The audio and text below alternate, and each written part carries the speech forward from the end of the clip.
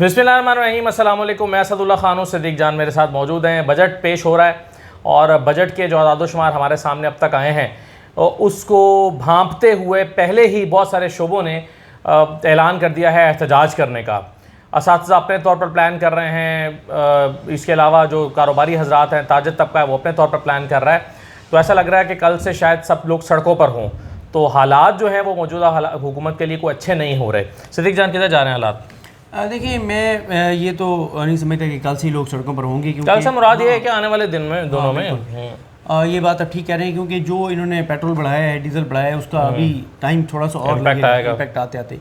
और जब ये बजट में जो नए टैक्सेस लगाने जा रहे हैं, जो और जो कुछ छूट है वो ख़त्म करने जा रहे हैं किसानों के लिए, ये सारी चीज़ें, तो इसका आप इम्पैक्ट देखेंगे चंद रोज़ बाद जब आना शुरू होगा, तो आहिस्ता आहिस्ता शिद्दत लोगों की जो है वो बढ़ती चली जाएगी। फिर ख़ास तौर पे जो इन्होंने बिजली की कीमतें बढ़ाई हैं, जब ज़ाहिर है बिजली का बिल आएगा तो फिर लोगों को अंदाज़ा होगा कि इन्होंने लोगों के साथ किया क्या है। मैं तो असद भाई अपनी आप भी अपना एनालिसिस दीजिएगा। मैं तो अपनी उस एनालिसिस पर कायम हूँ कि मामला तेज़ी से जो है ना वो इलेक्शन की तरफ जा रहे हैं। उसकी वजह यह है, इन्होंने इंपोर्ट्स बंद करके देख ली, इन्होंने पेट्रोल महंगा करके देख लिया, डीजल महंगा करके देख लिया, इन्होंने गैस महंगी करके देख ली, इन्होंने हर चीज़ महंगी करके देख ली, लेकिन IMF के साथ इनकी बात नहीं बनी। और IMF के साथ एक तरफ तो इनकी बात नहीं बनी, दूसरा यह है कि रोज़ाना इमरान खान का बयानिया मजबूत से मजबूतर होता चला जा रहा है। इक़्तिसादी सर्वे आया, उसने इमरान खान के हक़ में गवाही दे दी।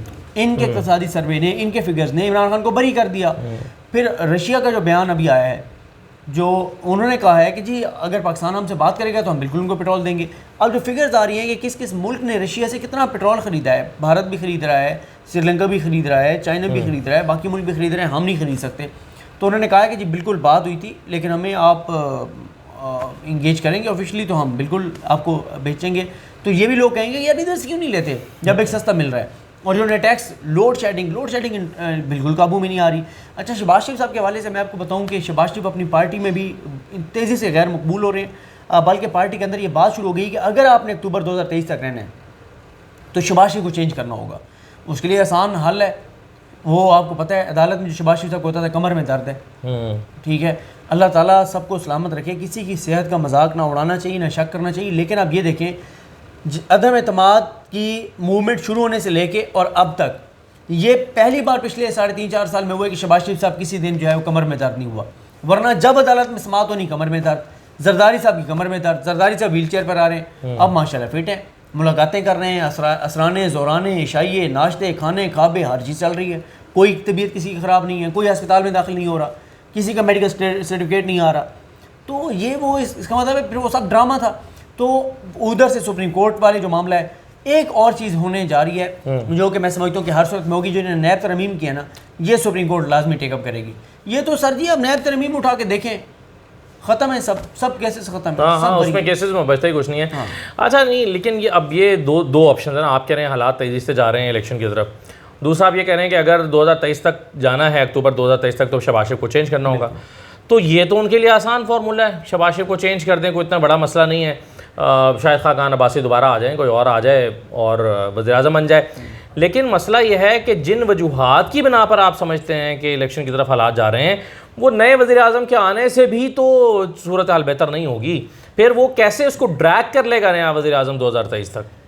देखिए, शहबाज शरीफ साहब का मसला ये आ रहा है कि शहबाज शरीफ साहब तमाम वज़ार पंजाब फार्मूले पे चल रहे हैं। पंजाब में क्या था, सेहत भी इन्होंने देखनी है, तालीम भी इन्होंने देखनी है, हर जो इंतज़ामी मामला हैं वो भी इन्हें, पुलिस भी इन्होंने देखनी है, हर चीज़, कानून भी शहबाज शरीफ साहब ने देखना है, हर चीज़ शहबाज शरीफ साहब खुद करते थे पंजाब में भी। अब यहाँ पे भी वो क्या करते हैं कि किसी वजारत को फैसले नहीं लेने देते, फैसला करके वो बैठे हुए हैं, शहबाज शरीफ साहब को प्रेजेंट करेंगे, प्रेजेंटेशन देंगे, वो अप्रूवल देंगे तो फिर आगे चलेंगे। कोई वो फैसला किसी को नहीं करने दे रहे। और मैं किस वजह से कह रहा हूँ कि हालात तेज़ी से इलेक्शन की तरफ जा रहे हैं। देखें, अगर आप पिछले 7 दिन में देखें इलेक्शन कब होना है, जब इस्टेब्लिशमेंट चाहेगी। फैसला किसने करना है? इस्टेब्लिशमेंट ने करना है। अच्छा, मुझे क्यों है कि इस्टेब्लिशमेंट ये फैसला करेगी इलेक्शन की तरफ मामला जाएँ? क्योंकि आप अगर नोट करें, पिछले 7 दिन में 4 वजाहतें आई ISPR की। शाहीन सबाई साहब वाले मामले पर एक, वो रिटायर्ड फौजी अफसरान वाले मामले पर 2 और मामला थे। 4 मामला के ऊपर फ़ौज की वजाहत आई है कि हमने नहीं कहा, हमारे से कोई तल्लुक़ नहीं है, हमने ये नहीं किया, हमने वो नहीं किया, ठीक है। और फिर उसके बाद जो फ़ौज के ऊपर तनकीद हुई, जो फ़ौज के खिलाफ चीज़ें चल रही हैं, उनमें मज़ीद शिद्दत आती चली जा रही है, वो भी नहीं रुक रही। इदारे के अंदर से बड़ा दबाव है, रिटायर्ड लोग जो हैं उनका बड़ा दबाव है, और लाइट यहाँ भी चली गई है। अच्छा तो नहीं, अब ये 2 घंटे जा रही है लाइट आपकी? नहीं, हमारी तो अल्हम्दुलिल्लाह, अल्लाह का शुक्र है, 1 घंटे बाद 1 घंटे जा रही है। अच्छा, 1 घंटे बाद 1 घंटा जा रही है, अल्हम्दुलिल्लाह। तो इस वजह से मैं ये समझता हूँ कि आज तो गर्मी के जो हालात हैं बहुत, मैं बाहर गया हूँ और मैंने कहा अल्लाह ताला उन लोगों पर करम करे जो मजदूरी कर रहे हैं, जो दुकानों पर बैठे हैं बेचारे। मैं खुद थोड़ी देर के लिए आज निकला था तो मैं देख रहा था कि कोई बाइक पर अगर जा रहा तो उसने पूरा मुंह लपेटा हुआ, आंखें थोड़ी सी खोली, और फिर भी वो काबिल रहम हालत में लग रहा था। और फिर जो बेचारे मजदूरी कर रहे हैं लोग, तो और ऐसे में गर्मी का अजाब और लोड शेडिंग और फिर साथ महंगाई और ये सारी चीज़ें।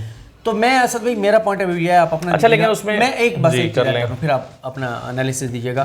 मेरा ये है कि इस्टेब्लिशमेंट, फौज का इदारा इतना प्रेशर इतने लंबे अरसे तक नहीं ले सकता कि एक तरफ इमरान खान सड़कों के ऊपर हो, ये हुकूमत डिलीवर ना कर रही हो, इनके आपस में लड़ाइयाँ चल रही हों, अदालतों में इनके केसेस चल रहे हों, अदालत इनको आड़े हाथों ले रही हो, पंजाब का बहरान शदीद हुआ हो, ज़मीनी इंतखाबात में ये अवाम में ना जा पा रहे हों, कराची के ज़मीनी इंतखाबात 2 आ रहे हैं, आमिर लियाकत साहब वाला भी अब होगा, एक इकबाल साहब वाले जो फौत हुए थे वो, और अवाम में इनको जूते पड़ेंगे। अलीम खान जैसा बंदा भाग गया मैदान से, वो इलेक्शन नहीं लड़ना चाहता, शेर के निशान पर कोई इलेक्शन नहीं लड़ना चाहता। इन हालात में गालियाँ किसको पड़ी हैं? सिर्फ इस्टेब्लिशमेंट को सबसे ज़्यादा, शहबाज शरीफ तो दूसरे नंबर पर। अच्छा, इसमें मैं ये समझता हूँ कि अगर इलेक्शन की तरफ माहौल जा भी रहा है ना और हालात जा रहे हैं, तो इस को शायद अब नून लीग इलेक्शन में ना जाना चाहे। मतलब चूँकि सख्त फैसले किए हैं तो नून लीग की कोशिश होगी, और जो हमारी मुलाकातें होती हैं वो कहते भी हैं कि जी हम इसको अब पूरा टाइम करेंगे।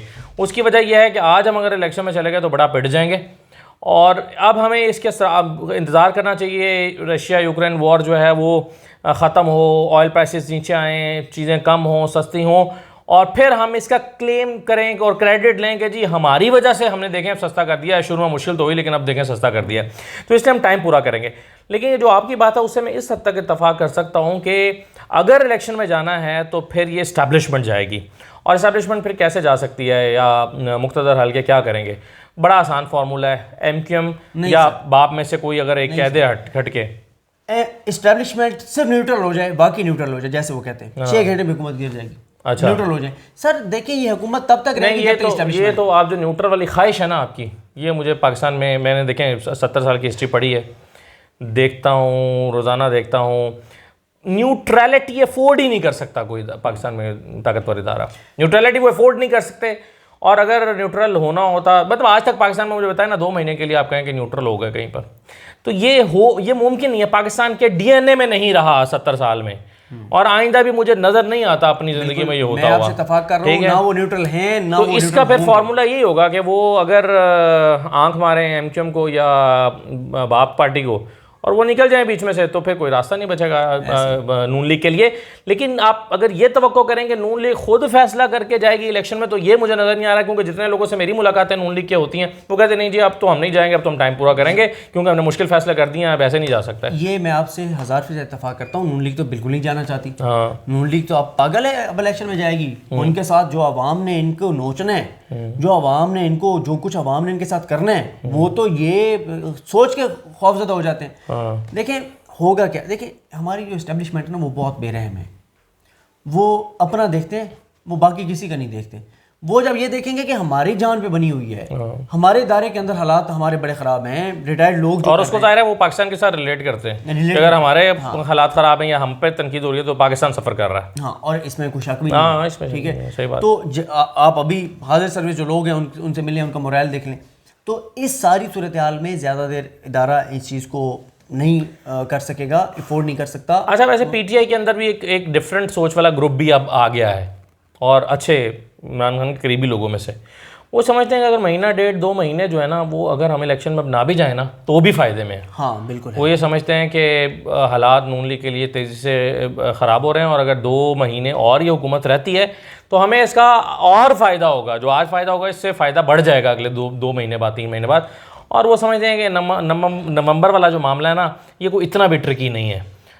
मुझसे अब मेरी बात हो रही थी 2-3 लोगों से, एक जगह पे हम बैठे थे खाने पे, तो मैंने उनसे कहा तो फिर नवंबर, मेरा अगला सवाल ये था। उन्होंने कहा यार नवंबर को इतना इंपॉर्टेंट मामला नहीं रहा, जो नया आदमी आता है उसकी नई पॉलिसीज़ होती हैं, वो नए तरीके से गवर्नमेंट के साथ चलना चाहता है, अब शायद इक़्तिदार संभालने या वो पोस्ट संभालने से पहले कुछ और मामला हों, लेकिन जब वो आ जाता है तो वो डिफरेंट तरह से सोचता है, वो मामला को स्टेबल करने की कोशिश करता है। तो ज़रूरी नहीं है कि आज अगर ताल्लुकात ख़राब हैं तो ये हमेशा ताल्लुकात ख़राब रहे, या अगलों के साथ भी ताल्लुकात मेरा ख़राब है। जहाँ पे हम यहाँ पहुँचे ना, यहाँ से आगे हम अलग बात करेंगे किसी वीडियो में, यहाँ से आगे चलेंगे। इसको अब आज वाली को यहीं पे कंक्लूड करेंगे। नवंबर पे बात करेंगे कि नवंबर के बाद पाकिस्तानी सियासत में क्या तब्दीलियाँ आएंगी। ठीक है, बिल्कुल सही है। क्या उनका असर होगा, नवंबर की तब्दीली का पाकिस्तानी सियासत पर क्या असर? बिल्कुल सही है, बिल्कुल सही है। इस पर अलग बात करेंगे, क्योंकि मैं सिर्फ देता जाऊँ टीज़र।